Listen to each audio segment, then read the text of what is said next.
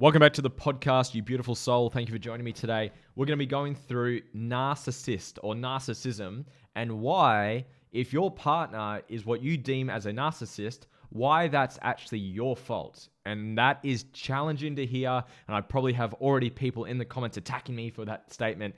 But please listen to the end. I'm going to show you exactly what I mean. Hopefully you have some light bulbs. Hopefully it clicks for you so you can stop attracting these people, men or women, who keep triggering the unhealed hurt that's within you, because this is a really deep and hopefully very helpful podcast for you. Before I rip in, I just want to ask one massive favor. If you could subscribe to the channel, like this video, leave a comment. Even if you disagree with me, I'm okay with that because I will respond to you. I respond to all of my comments. I really do appreciate that. With that being said, let's rock and roll. Let's get into the podcast. So first and foremost, I just want to start this off. If you were to talk to my mum or talk to my sister or talk to some friends and family members of my dad and ask what my dad's like, the answer you're probably going to get is he is a narcissist. So I've experienced very, very closely what majority of people quote, quantify and label and title what a narcissist is. Very mentally, emotionally abusive, very self-loathing, always puts his importance first, and I'll clarify what I'm talking about. So I've had a very, very, very close upbringing with my dad, who most people, I don't call him a narcissist, because you'll hear why, but I've had a very, very close encounter and experience with that, with my dad kind of fitting in sort of the bucket of a narcissist. So I'm going to share my screen quickly for you. So what the fuck is a narcissist? What are the symptoms of narcissistic personality disorder? I like this acronym, Special Me. So, first one. Number 1, sense of self-importance. 2, preoccupation with power, beauty, or success. 3, entitled. 4, can only be around people who are important or special. 5, interpersonally exploitive for their own gain. 6, arrogant. 7, lacks empathy. 8, must be admired. 9, envious of others or believe that that others are envious of them. So they love their own shit. They think their shit don't stink and they think they're better than others and they obsess about themselves. Fantastic. So this is what's really changed my life. Now, if you haven't heard of the man, he is the man. I love him and he's changed my life. Dr. John Demartini. And he talks about traits, actions, and inactions. And every single thing that we judge, every single trait in human personality, human behavior, every single person does every single trait. I love doing this in events when I run events. I say, who here sees themselves as an honest person? And 80 or 90% of the room will put their hand up. And then I'll say, okay, who here has fucking lied before? Put your hand up in the air. Everyone puts their hand up. And if you're saying to yourself you've never lied before, you're a fucking liar, because everyone lies. You've lied to yourself. You've lied to friends. It might have been a white lie. You have lied before. I guarantee it. I'm a liar. I've lied before. So every single trait that you do, well, every single trait you express. So there's a spectrum though. So if you were to call someone an honest person or someone who's a liar, both of those people do both things. The liar doesn't lie 24/7, 365 every single moment of their day, but they also aren't honest 24/7, 365 all the time as well. And same with the honest person. The honest person isn't honest all the time. They've lied before as well. It's just a spectrum. So along this spectrum of being an honest person and a liar, at what point do you hit the sort of the breaking point or the threshold to when you become, quote, a liar? So with these traits of what a narcissist is, if I was to pull them back up onto my screen, at what point do you have to express the trait of self-importance? At what point, how often, how frequent, because even if you read below this on this definition, how is narcissistic personality disorder diagnosed? If someone consistently displays at least 5 of these special me traits, then they meet the diagnostics for the criteria. But how frequent is frequent? How often do they have to? Is someone consistently, how often is consistent? Is consistent once a day, once a week, once a month, once an hour, once a minute. Every single person expresses all traits. If you go through this list of what I've got on my screen right now, and you be honest with yourself and you hold yourself accountable, you would have demonstrated every single one of these. I have. I'll be honest. I'll be vulnerable with you guys. Have I had a moment in my life where I've obsessed about my own self-importance? Absolutely. Have I focused on power, beauty, and success before? Yes, I have. Have I felt entitled before? Yes, I have. Have I wanted to be around people who are important and special? Of course, I want to be around beautiful people, special people, important people.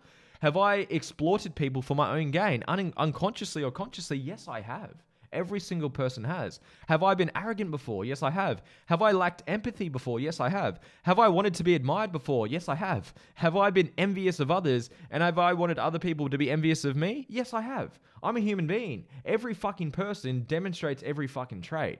So at what point along that spectrum does it, quote, become consistent enough for you to be then diagnosed and labeled with the label or title of a narcissist? That's a good fucking question.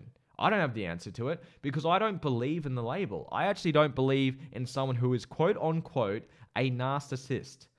Does someone and can people display or demonstrate narcissistic traits more frequently than other people? Yes. And that's what I want to lean into today on this podcast. So let's keep going. That was a bit of a rant. I hope you got something out of that. So look into John Demartini's work. I love John's work. But everyone expresses all traits. What I like the quote, your perception of me is a projection of you. Whatever you judge within me, you do it in your life, either in the same form or another form. And if you disagree with that, you are disowning a part of yourself and you're judging a piece of you in that person. I guarantee it. I've done this to people that have been abused, who have been raped, who have been assaulted, who have been taken advantage of, who have been, in their words, fucked over. It works 1000% of the time. I guarantee it. And if you don't believe me, send me a DM. I'll give you a free coaching session just to prove a point, okay? Only if you're open-minded, okay? You can drag a horse to water. You can't make it drink. If you fight for your limitations, you get to keep them. And this is the funny thing. In the world that I work in, again, I always bring love and curiosity and compassion and empathy with the work that I do. I do the best I can to do it all the time. But if you honestly want to fight for your limitations, you get to keep them. And great, take that to the end of your grave. Take that until you die. What a great fucking life to live, right? How do I sign up for your program to learn to do what you've done? You might have heard the term judgment or holding on to something is drinking poison and hoping your enemy dies. That's what you're doing if you're not actually open to doing the work. And if you're on this podcast right now, I would assume you're actually open-minded at some point because you wouldn't have made it, 7.5 minutes into this video if you weren't. So let's keep going. My question to you is, what causes someone to demonstrate the narcissistic traits? That's a great question. Now, this is my answer to that question, and this ties into a lot of the work that I do with my clients. Someone who demonstrates narcissistic traits where they're trying to essentially getting attention and getting love and feeling good enough is coming from a place of hurt and is a compensation from past hurt of them not feeling enough or feeling inadequate or feeling stupid or feeling inferior to someone. You were the less successful sibling. Your mum or dad said you were a fucking loser and you would never amount to anything. Someone said you couldn't do it, so you wanted to prove to them that you could. And you're constantly living out of a wound and trying to overcompensate for that hurt of not being enough. And by doing that, you overcompensate and you try to show everyone that you're enough. And that can show up as a narcissistic trait. That's how I see it. I literally had a beautiful call. I'm not going to use this gentleman's name. This gentleman's working with me. He signed up to work with me last week. He paid in full for 6 months, and I'm really grateful and proud to be working with this man. And he literally said on the call with me, he says, mate, I see myself as a narcissist. I've hurt women before. I've done this before, and I want to work on it. I love the fact that he was honest enough to jump on the call and invest into me. I'm really proud of him for doing that. And even on our first call, we had our first call today. I'll do an updated video once I finish working with this man. And I asked him, okay, tell me about your upbringing. And his dad was always on him. He was never enough. His dad made him feel like a piece of shit. Like he was never good enough. He would never amount to anything. And this man, he's very successful. He makes a lot of money. He's done very well. And he's always trying to sleep with all these women.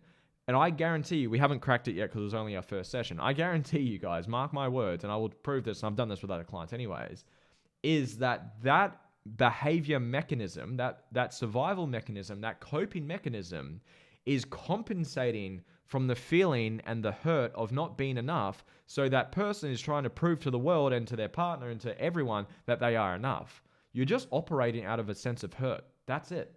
Now, if you have more hurt than someone else, you're going to display more characteristics of a narcissist than someone else. So the more someone is quote unquote a narcissist, the more hurt they have. And if I had a mic, I'd drop it right now. That's when I see a quote a narcissist. That's a great client for me, to be honest. I'm probably going to attract a fair few of them in my journey now. A narcissist just has a lot of fucking hurt. They're literally just compensating for the fucking hurt little boy or little girl that's inside of them. And their way of coping is to show themselves and show others that they are enough by either talking about themselves, assessing about themselves, using people, manipulating people, trying to show that they're better or superior to others. It's literally just coping and compensating from the fucking hurt that they haven't healed through yet. That's it. That's all I see it. And the reason I don't like labels, and I got quote labeled with ADHD, autism, and Asperger's. And I was recommended to take these medications. I'm very grateful my parents didn't get me to do that. But early days before I did my work, and I've done a lot of my self-work and my inner healing, is because I believed in the label that this is who I am, I lived to it. The strongest force, if you're going to write something down out of this podcast, the strongest force in the human psychology, in the human psyche, is to stay consistent with how we define ourselves. Whatever identity you have for yourself in whatever area of life that you have, are you an athlete or are you a fucking slob? Are you a genius or are you stupid? Are you enough or are you not enough? However you see yourself, whatever beliefs you have, you make them true. So if you believe you're a narcissist because someone labeled you that fucking label based on some bullshit whatever that I don't agree with, then you believe that label, you believe that diagnostics, you will live in alignment with that. It's a fucking shit recipe. It's very challenging to get out of that. So that's another rant for you. A couple rants. I hope you guys enjoy this podcast so far. So that's why a narcissist just has a lot of hurt. Now, I've had questions before. Can a narcissist heal? Yes, you can. Anyone can heal if you're willing. Now, this gentleman that reached out to me, he messaged me directly. He watched my content. He reached out to me. And he's willing to do the work. And we had a beautiful session today. I can't wait to share my before and after with him once I have his testimonial. It was really beautiful. So a narcissist can heal when they're ready and if they're actually willing to do the work. And if you don't believe that and you're that person, you believe you can't heal, send me a DM and I'll fucking show you how to do it. I do this shit all day. Now, my question for you, and the title of this podcast is It's Your Fault. This is the question I have for you. Here's a quote for you first. You will attract people and circumstances to trigger the unhealed wounds that you have within yourself. So if you've attracted this person, because life is a mirror, whoever you've attracted into your life, and especially in your intimate relationship, is a mirror for what's going on internally within you. So if you've attracted this narcissist or this person who demonstrates narcissistic traits, what is it within you that you haven't healed through yet, which has attracted this person into your life? And most people don't like that question because it's putting the mirror up. Every person that I attracted into my life who were, quote, right or wrong, who did me wrong, who fucked me over, and I'm aware of the words I'm using, I'm just using it for the context of this podcast. The people that I get, the old me who said they fucked me over, they wronged me. I had this person who manipulated me, took advantage of me, and it cost me $140,000 from their manipulation of what they did to me in my business when I was 23 years old. And it was one of the most challenging, hurtful experiences I had back then. Once I healed through it, there was a challenging conflict within me that I hadn't reconciled yet and healed through and processed yet. That person, I attracted them into my life to trigger that in me, to help me heal through it and ascend that and elevate from that. I guarantee you, if you keep attracting, quote, narcissist into your relationships and into your life, there is something within you that you haven't healed through yet, you haven't integrated yet, you haven't rewired or processed yet, and that's why you're attracting them. So look at life like it is as the mirror and the gift that it is, where you're attracting people to mirror and reflect and trigger the parts in you haven't worked through yet. And that's where you take your fucking power back. And that's where you can do something about it. And that's where you get to heal and elevate. So that's pretty much the whole podcast. I hope you guys got some value out of this. So I've got another question I wrote down that someone's asked me. What do you do when you notice these traits within someone? So I actually posted a video on Instagram about an hour ago. And you get in life what you tolerate. So as soon as you notice these traits, if you do not hold your partner accountable and set a boundary and bring awareness to them and hold them to that, whatever you don't choose to change, you choose to keep. So if you're tolerating these traits, which are just traits, It's not a label. It's not who they are. It's just a trait that they have within them, which is coming from their past hurt. If you're choosing, to allow that, then you're choosing to have that within your life. So as simple as it is, as soon as that trait or action or behavior shows up, bring awareness to them, because the person might not be actually aware of what they're doing. It's like that knee-jerk reaction that we have. If when you go to the doctor and you hit on their knee and your knee kicks up, it's just a reflex. It's just an instant reaction. There's no thought behind it. That's what most people are doing within their unconscious mind. By the age of 35, 95% of what we do on a day-to-day basis is subconscious. You wake up the same way, you brush your teeth the same way, you drive to work the same way, you put your clothes on the same way. Everything's just like habitual. It's like hit, react, hit, react, hit, react. There's no thought and awareness and consciousness in that. So the best thing you can do for your partner is actually bring awareness to them. Hey, honey, sugar, baby girl, baby boy, are you aware that you just said this? Are you aware that you just did this? And if they're conscious and they're ready to do the work, they'll be, oh shit, no, I didn't. Thank you for bringing that to my awareness. Now, it doesn't always happen like that, because you've got the ego, you've got triggers, you've got traumas at play, there's all this shit happening. So maybe get a coach. That's where maybe I can come into the picture and help you out a bit. But bring awareness to them, hold them accountable to it. And if they choose to not work on it, they're choosing to keep it. And that's when I leave. I've done videos and podcasts on when are you ready for a relationship? For me, the answer is when you've done enough inner work, inner healing, when you've got into a foundational level where you're aware that you have further work to do, and you're willing to hold yourself accountable and your partner accountable to doing the work. That's my answer. Until you get to that level of awareness and consciousness and accountability, then you're just going to project onto each other, blame each other, trauma bond with each other, and it just ends up being like this fucking disaster of a relationship. I'm sure you've seen someone, or maybe you've been through it yourself. So once you're aware of that you have work to do, and you've got tools and awareness and consciousness of how to do that, if you need help with that, send me a DM. That's what I do. That's pretty much my business. That's what I do for people. But once you get to a level fundamentally where you're aware of your stuff, your triggers, there's a great line, if you're going to write down another quote from this podcast: nothing hurts you. It just reveals the hurt that's already within you. So if your partner triggers you, they're just triggering and revealing things for you to work through. And especially if you've got the quote narcissist, they've just got a lot of healing to do. So hold them accountable. If they're not willing to do that, then break up with them, leave them, set a boundary, and just don't fucking talk to them again. Pretty simple. I hope this made sense, guys. I hope you got value from this. If you did, please comment below. It does help me out so much, because it just shares the podcast around on the algorithm. Subscribe if you haven't already. Connect with me on Instagram. If you're wanting to grow personally, professionally, spiritually, mentally, emotionally, to create a life on your terms, to have a business that is thriving, to have a relationship that is thriving, to be the best authentic expression of who you are, book in for a strategy call down below. Only book in if you're ready and willing to do the work. You can drag a horse to water. You can't make it drink. I appreciate your time. Have a beautiful day. I'll see you on the next podcast. Bye.